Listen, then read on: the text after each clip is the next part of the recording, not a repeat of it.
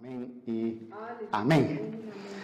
Pues este verso que leíamos, el apóstol Pablo viene como a darnos un resumen de algo que vamos a hablar el día de hoy.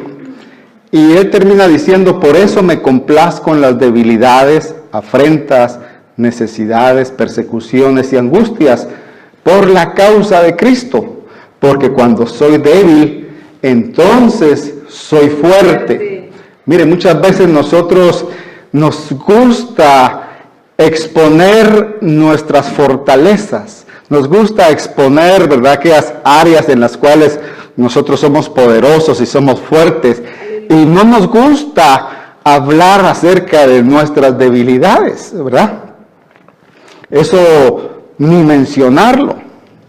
Pero si algo quiere el Señor es que aprendamos de nuestras debilidades, porque en ellas es donde Dios quiere glorificarse. Yo le ponía a este tema: el poder de Dios se manifiesta en nuestra debilidad. ¿Por qué le ponía este tema? Porque muchas veces somos dados a creer que todo lo bueno, todas las bendiciones provienen de Dios, y todo lo malo proviene de Satanás, que el Señor lo reprenda, ¿verdad? Pero muchas veces Dios usa las circunstancias negativas para manifestar su poder en nosotros. Y eso es lo que tenemos nosotros que entender, o al menos tratar de entenderlo. Porque siempre, como le digo, ponemos diferencias. Esta bendición viene de Dios. Esta prosperidad viene de Dios. Esta salud viene de Dios, pero esta debilidad es del diablo. Esta falta de fuerza es del diablo. Hermano, pero Dios quiere mostrarnos hoy que Él se mueve aún en medio de las debilidades.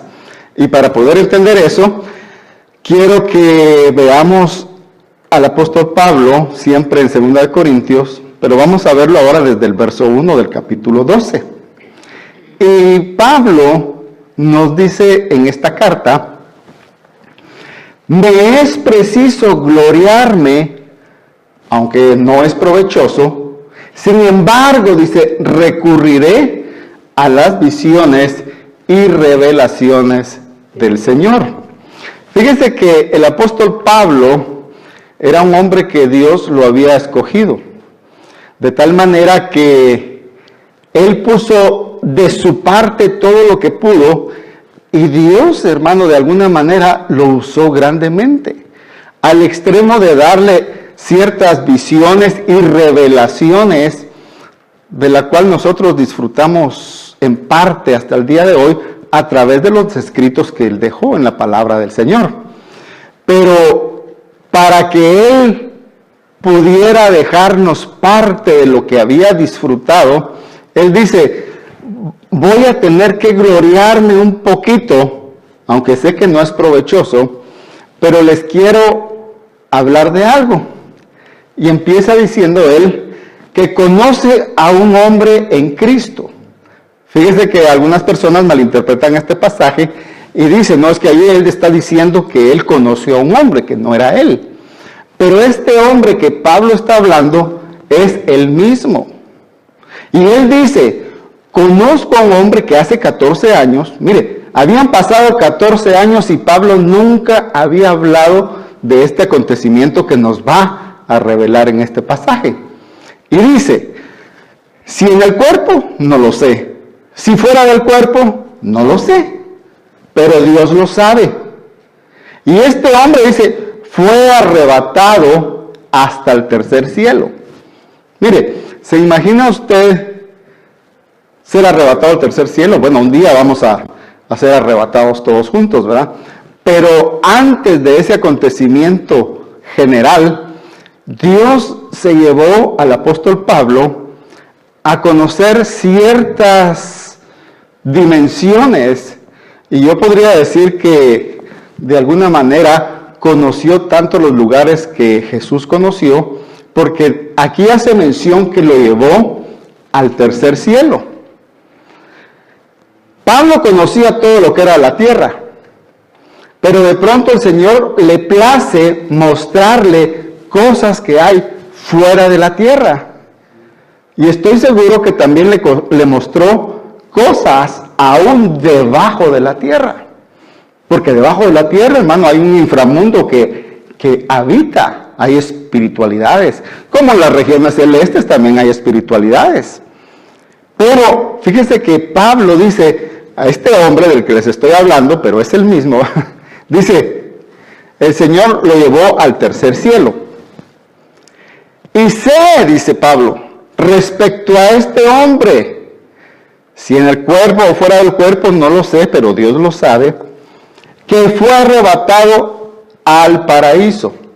Mire, aquí es donde tal vez entramos un poco en controversias con algunas personas, porque dicen, entonces, ¿dónde está el paraíso? ¿O el paraíso está abajo o el paraíso está arriba? ¿Qué fue lo que Jesús le dijo al ladrón en la cruz cuando estaban crucificados? De cierto te digo que hoy estarás conmigo en el paraíso. De cierto te digo que hoy estarás conmigo en el paraíso. Pero ¿a dónde dice Jesús que fue después de que fue muerto? Fue a las profundidades de la tierra, donde se encontraba el Hades. Pero dice que en el Hades había una división. Había un lugar de tormento para los que se habían ido sin Cristo o sin conocer a Dios, y había un lugar en el seno de Abraham, un lugar de consuelo, y se le denominaba el paraíso.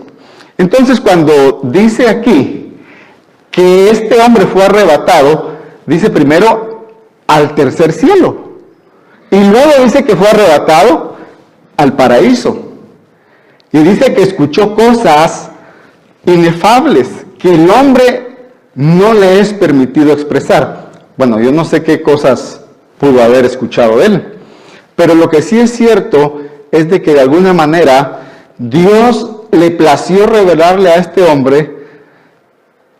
Supongamos que de alguna manera movieron el paraíso al cielo, que eso lo sabremos en el futuro, pero de no ser así, de alguna manera se le presentaron a Pablo situaciones extraordinarias que Dios le dio la oportunidad de conocer y guardarlas por mucho tiempo. Pero de pronto, dice él, voy a tener que contarles estas experiencias por una causa. La iglesia de Corinto estaba siendo acosada por causa de los, llamémosle, los fariseos y todos aquellos judaizantes que de alguna manera querían obligar a los nuevos cristianos a que ellos practicaran las costumbres que ellos practicaban. De alguna manera les estaban diciendo, si ustedes quieren alcanzar la salvación en Cristo, tienen que practicar primero los sacrificios que nosotros hacemos, vestirse como nosotros nos vestimos, hacer lo que nosotros hacemos. Y Pablo les dice, no es cierto, ustedes no tienen necesidad de hacer todo eso. Y yo se los puedo explicar y se los puedo detallar, porque a mí ya se me reveló toda la gracia de Dios. A mí ya se me trasladó a diferentes dimensiones donde yo he podido comprobar por mí mismo que no es necesario hacer todos estos rituales que ellos les están imponiendo. Por eso dice Pablo, ¿verdad? Al principio, voy a tener que hacer uso de esta gloria que no quisiera usar, pero yo realmente fui trasladado por el Señor. Imagínense, ¿verdad? Que es algo extraordinario lo que nos quiere decir. Y dice, de aquel hombre me gloriaré, pero de mí mismo no me gloriaré, sino en mis debilidades. ¿De qué nos está hablando Pablo aquí? Nos está hablando de dos hombres. Pero estos dos hombres no es que sean diferentes. Es un hombre que él conoció y este soy yo. No, nos está hablando del viejo hombre que todos hemos tenido. Acuérdense que antes de venir a Cristo, nuestra vieja naturaleza, nosotros la conocemos hoy como el viejo hombre, del cual debemos despojarnos, ¿verdad? Y el nuevo hombre en Cristo Jesús es aquel que empieza a parecerse cada día más al que nos salvó. Entonces Pablo dice aquí, y me gusta la versión en inglés, aunque siempre pongo los versos en inglés por personas que nos visitan en ocasiones. Pero me llamaba la atención que Pablo habla de la otra mitad, ¿verdad? Cuando usted lee esa versión en inglés, está hablando de la otra mitad de este hombre, dando a entender que es el mismo hombre, pero que hay una parte que es la vieja creación y otra la nueva creación. Entonces dice, de aquel hombre, el cual fue trasladado, es aquel nuevo hombre en Cristo, aquel hombre que ya había tenido la revelación de Dios. Entonces, cuando nosotros actuamos en la nueva naturaleza divina de Dios, nosotros podemos experimentar ese tipo de revelaciones. Mire, hoy dirá usted, ¿será que podemos disfrutar de eso o ya no es aplicable a nuestros días? Claro que podemos disfrutar de todo eso que Pablo disfrutó. Incluso está más cerca de lo que nos podemos imaginar. Porque no necesitamos ser trasladados ni al tercer cielo ni al paraíso para disfrutar lo que Dios nos ha dado, sino que Él nos lo ha dejado, mire, en su palabra. Aquí en la Biblia nosotros encontramos todas esas revelaciones que lo que Dios quiere que conozcamos, aquí está escrito. Entonces, si tan solo nosotros nos esforzáramos por buscar más en la palabra, la revelación de Dios, entenderíamos todos esos misterios, esos secretos, de los cuales aún Pablo dice en un pasaje, de los cuales ustedes pueden entender leyendo. Hermano, si nosotros nos pusiéramos a leer más la palabra, le aseguro que saldríamos aquí, pero seres súper espirituales. Pero lo que pasa, que si lo vemos del otro lado, hay un ser que todavía está conforme a la carne. Y en ese ser, dice Pablo, pero de mí mismo no me gloriaré, sino de mis debilidades. Mire, esa parte que todavía no ha sido transformada totalmente por el Señor, de lo único que se puede gloriar es de sus debilidades. Por eso es que nosotros tenemos que aprender de nuestras debilidades, porque muchas veces no entendemos que en ellas es donde Dios quiere manifestarse. Fíjese que hay un pasaje que me gusta, no se lo puse aquí, pero solo viene a mi mente, donde Dios le habla al pueblo de Israel. Creo que es Isaías 41, verso 14. Y en Isaías 41, Dios hablándole al pueblo de Israel, le dice, confía en mí, gusano de Jacob. Imagínense, Israel está a punto de enfrentarse a sus enemigos y Dios le dice, yo te veo como un gusano. Imagínense cómo estaría la moral de ellos. Nada que ver con el humanismo que hoy se quiere predicar en las iglesias, ¿verdad? Que nos quieren levantar el ánimo, ¿verdad? Y quieren hacernos ver como aquellos hombres exitosos y triunfadores que Dios busca. Pero no, lo contrario que le vengo a predicar, ¿verdad? En vez de venirle a predicar aquí un hombre exitoso, le estoy viniendo a predicar un hombre débil. Porque esa debilidad es la que Dios quiere usar. Si Dios hubiera querido levantarle la autoestima al pueblo de Israel, le hubiera dicho posiblemente, confía en mí, cachorro de Jehová, león de Judá, león de, no sé, le hubiera dado otros nombres, pero le dice, confía en mí, gusano de Jacob. Imagínese, hermano, ¿cuántos quisieran ser gusano? ¿Verdad que uno dice, ay, como que las comparaciones no ni me gustan? Si león sí me gustaría ser, pero gusano no. Pero hermano, a mí no me importaría ser un gusano siempre y cuando esté en las manos de Dios. Porque estando en las manos de Dios, hasta ese gusanito le dice Dios, ¿sabes qué? Dice, te voy a dar dientes afilados para que con esos dientes devores todas esas plantaciones y destruyas a todos tus enemigos. Y la victoria va a ser tuya porque yo estoy en el asunto.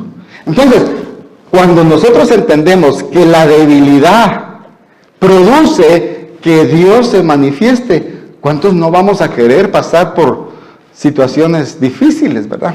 Mire lo que dice el verso 6. Porque si acaso quisiera gloriarme, dice Pablo, ¿no sería yo insensato? Pues estaría diciendo la verdad. Mire, Pablo les dice, ustedes piensan que yo me estoy gloriando y si me glorío piensan que soy tonto. Pero aunque me gloriara y ustedes pensaran que soy tonto, lo único que estoy haciendo es decirles la verdad. Pero desisto, dice, para que nadie piense de mí más de lo que ve en mí u oye en mí. Mire, Pablo durante esos 14 años, él jamás le había comentado a nadie esas experiencias que él muchas veces tenía con el Señor. Porque él decía, van a decir que estoy loco, pero estoy diciendo la verdad porque es cierto, yo he vivido esas experiencias con el Señor.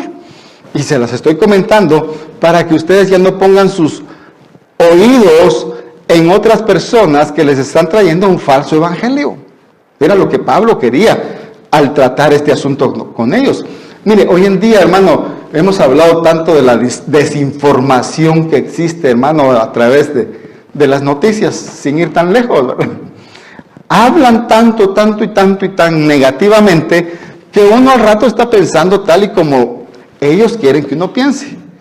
Uno termina odiando gente, poniéndose en contra de otros. ¿Por qué? Porque ese es el deseo, digamos, de Satanás, porque Satanás usa hasta los medios de comunicación para que haya siempre contienda, para que siempre hayan pleitos. Satanás, acuérdese que siempre ha traído la mentira y muchas veces, aún en los medios de comunicación, se repite tanta mentira que al rato nosotros también estamos comentando las mentiras que ellos transmiten. Pero Pablo dice, yo les digo la verdad. Filipenses 3:5 nos habla un poquito acerca de quién era Pablo. Y fíjense que dice que Pablo era, conforme a la ley, dice que estaba circuncidado al 8º día, era del linaje de Israel, de la tribu de Benjamín, hebreo de hebreos. En cuanto a la ley, dice que él era fariseo. En cuanto al celo, dice que era perseguidor de la iglesia. En cuanto a la justicia de la ley, era irreprensible. Mire, hermano, este era el hombre perfecto para predicar el mensaje de Jesucristo. No había otro hombre que tuviera los requisitos o que llenara los requisitos tan apropiados como los llenaba Pablo. Sin embargo, viene Dios y dice el verso 7, y para que no me exalte demasiado por la grandeza de las revelaciones que me han sido dadas, me ha dado un aguijón en la carne, un mensajero de Satanás que me abofetee para que no me enaltezca demasiado. Mire, Pablo tenía un currículum extraordinario. Tenía revelaciones de parte de Dios las mejores. Pero de pronto dice que Dios le pone un aguijón en su carne. Y dirá usted, pero ¿y qué es eso, un aguijón? ¿Usted tiene idea qué es un aguijón? Bueno, aguijón es un pedazo de astilla, digámosle, un pedazo de madera puntudo que de alguna manera se le incrusta a una persona, o una espina, y le está lastimando, le lastima todo el tiempo. Salud. Pero no sabemos, hermano, qué tipo de aguijón. Tal vez la respuesta, si usted me preguntara, sería bien fácil de decirle. ¿Y qué tipo de aguijón tenía Pablo? Pues no sé, porque yo no sé realmente. Hay muchos que opinan, ¿verdad?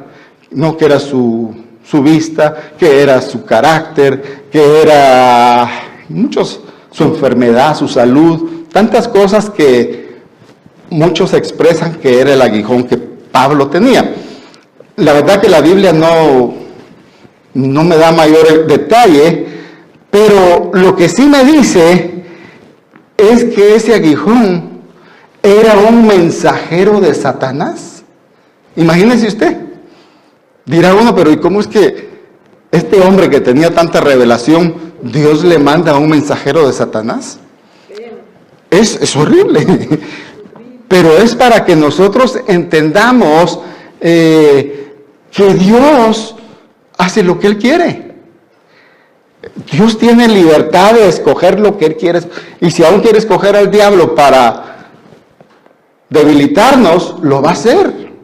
Y no por eso vamos a decir nosotros, ¿y qué pecado estará pasando el hermano o la hermana? Y no quiero ver a nadie, ¿verdad? ¿Para qué?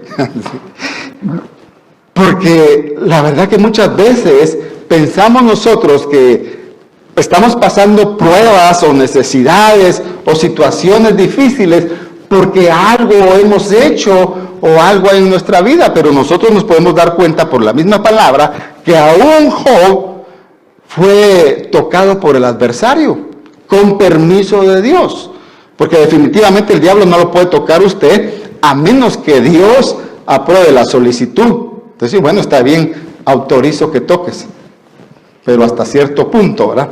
Entonces, nosotros tenemos que darnos cuenta que Dios va a permitir aún situaciones que no nos agradan para tratarnos. Y cuando le digo tratarnos, es para que nosotros no nos enorgullezcamos, sino que siempre andemos en humildad delante de Dios, que es el carácter que Dios quiere que manifestemos.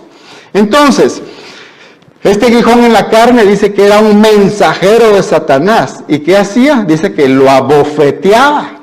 No sé cómo se dirá abofetear en dominicana. ¿Cómo? Lo galleteaban. Galleteado quiere decir. Dios, un galletazo por cada lado. Imagínense. ¿Y en México? ¿Y en México algún momento? Cacheteado. Cacheteado. ¿Y los hermanos? ¿Y usted, hermana? Cacheteado. Pues imagínate, cacheteado al pobre Pablo. Y entonces, y era algo que lo humillaba. Hermano, ¿a quién le gusta que lo cacheten o lo galleten en frente de otra persona? Es horrible. Y siendo él ese tipo de personaje del que estamos viendo aquí, que tenía un currículum extraordinario, dice, y este mensajero lo abofeteaba para que no se enalteciera demasiado. Verso 8 dice, en cuanto a esto, 3 veces he rogado al Señor que lo quite de mí. Mire, yo sé que aquí dice 3 veces, pero me imagino que esas 3 veces han de haber sido en una intensidad con la que ha de haber clamado como Jesús lo hizo allá en el monte de los Olivos. ¿Se acuerda que Jesús también oró 3 veces? Decía, Señor, si es tu voluntad, pasa esta copa de mí. Y dice que Jesús oró hasta con lágrimas de sangre, algo así menciona la Escritura. Dice Pablo aquí, 3 veces he rogado por esto. Pero como le digo, yo no creo que solo 3 veces haya orado por eso. Porque cuando uno tiene algo que lo angustia, hermano, a cada rato está, Señor, quítame esto, quítame esto, quítame esto. Pero él menciona aquí a lo menos 3 veces con profundidad, me imagino, que le clamó a Dios. Y Dios le dijo, pues no, te lo voy a dejar, Pablo. ¿Sabes por qué? ¿Y sabe usted por qué le dejaron ese aguijón a Pablo? Por una sencilla razón. Porque o le dejaban el aguijón o se lo llevaba al Señor. Y le dice, ¿qué quieres? ¿Venirte de una vez conmigo o quedarte con ese aguijón? Porque si te dejo sin el aguijón, te vas a gloriar tú solito y te vas a ir a la perdición. Entonces, ¿qué prefieres? ¿Te vienes ya o te quedas con el aguijón? Y le habría dicho, Pablo, pues Señor, hasta ahorita todavía no ha cumplido mi carrera, ¿verdad? Porque hasta ahí no había terminado su carrera.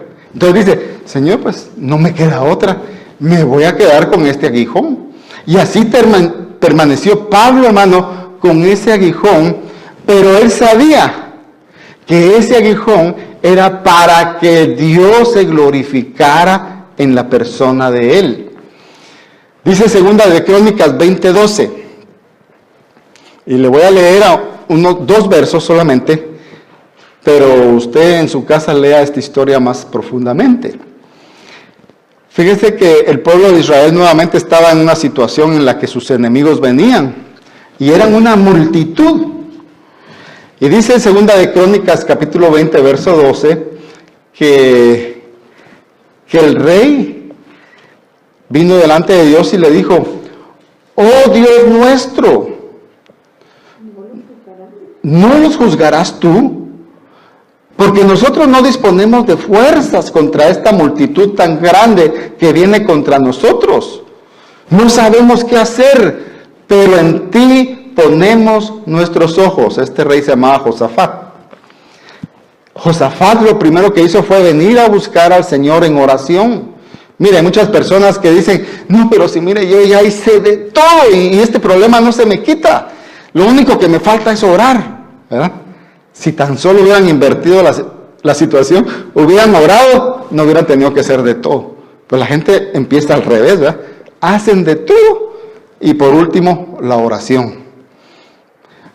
Aquí dice que lo que este hombre hizo fue venir delante de Dios y le dice: de nuestra fuerza contra esta multitud no tenemos. Mire, se consideró débil. Entonces Dios levanta en medio de la congregación a un hombre y dijo: oíd toda Judá y habitantes de Jerusalén, y tú, oh rey Josafat, así os ha dicho Jehová: no temáis ni desmayéis delante de esta multitud tan grande, porque la batalla no será vuestra, sino de Dios. Mire, cuando nosotros ponemos al Señor en primer lugar y le hacemos ver que somos débiles, de alguna manera Él en nuestra debilidad va a tomar, hermano, su poderío. Y vamos a ser nosotros victoriosos, no porque nosotros podamos, sino porque es Dios en nosotros. Que les vaya bien, hermanas, no se preocupen. Las esperamos siempre. Saludes a su esposo. Amén. Entonces, ya voy terminando. Dice 2 de Crónicas 12:9: y me ha dicho el Señor: bástate mi gracia, porque mi poder se perfecciona en tu debilidad. Entonces, el poder de Dios, ¿dónde es perfeccionado? Las debilidades. En la debilidad. Aleluya. Por tanto, de buena gana me gloriaré más bien en mis debilidades, para que habite en mí el poder de Cristo. Mire, y lo que está diciendo Pablo aquí: para que habite en mí el poder de Cristo, es una palabra que hace alusión a una casa, como quien dice: para que el Señor haga una casa sobre mí y yo esté protegido como el ángel de Jehová, o como dice el Salmo 91, ¿verdad? Que el que habita a la sombra del Altísimo morará bajo la sombra del Omnipotente. Entonces dice Pablo: más bien me gloriaré en mis debilidades, Aleluya. para que habite en mí el poder de Cristo. O sea que Cristo viene a habitar juntamente con nosotros. ¿Pero cuándo? Cuando nosotros reconocemos que nuestras debilidades no son realmente debilidades, sino es una oportunidad para que Dios pueda glorificarse. Entonces, por eso terminamos con el principio. Mire qué rápido me fui hoy. ¿Para qué? Dice Pablo: por eso me complazco en las debilidades, afrentas, necesidades, persecuciones, angustias, por la causa de Cristo. Porque cuando soy débil, entonces soy fuerte. Mire tan sencillo el mensaje, ¿verdad? Dije: oh Señor, hoy ¿qué predicamos? Hoy me voy a hacer débil para que tú te glorifiques. Mire, y de alguna manera, hermano, la satisfacción más grande que me llevo esta tarde es esta persona que vino pidiendo por una necesidad. Porque ya venimos, hermano, a hacer el cometido que teníamos para el día de hoy. Ustedes adorando y el Señor glorificándose. Porque yo sé que de alguna manera esa persona que vino a buscar una palabra se fue tranquila. Porque, hermano, qué angustia, ¿verdad? Cuando uno siente, me decía la mujer: estoy frustrada totalmente. Pues le digo, pues, si tú puedes creer, el Señor va a traer paz, ¿verdad? Porque el Señor es poderoso, ¿verdad? Entonces, esta tarde, hermano, no nos queda más que reconozcamos que cuando hayan en nosotros ciertas debilidades, yo le decía a Sonia hoy, ¿verdad? Hasta le enojé, porque le digo, a mí me gustaría ser un poquito tonto. Y dice, ay, yo nunca había oído que alguien quisiera eso.